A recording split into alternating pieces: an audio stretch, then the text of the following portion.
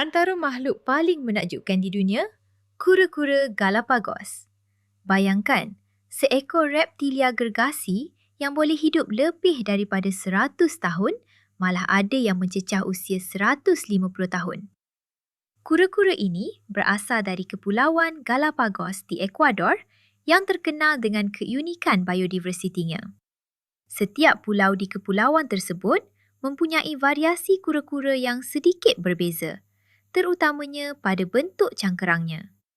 Ada yang berbentuk kubah, sesuai untuk kawasan yang banyak tumbuhan rendah, dan ada juga yang bercangkerang pelana, membolehkan mereka mengangkat leher lebih tinggi untuk mencapai daun di pokok.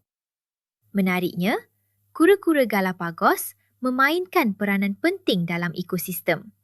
Mereka membantu menyebarkan benih tumbuhan melalui najis mereka, sekaligus memastikan hutan terus hidup dan berkembang.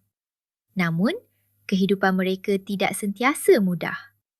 Sejak penemuan Kepulauan Galapagos oleh manusia, populasi kura-kura ini merosot akibat pemburuan dan kehadiran haiwan asing seperti tikus dan kambing.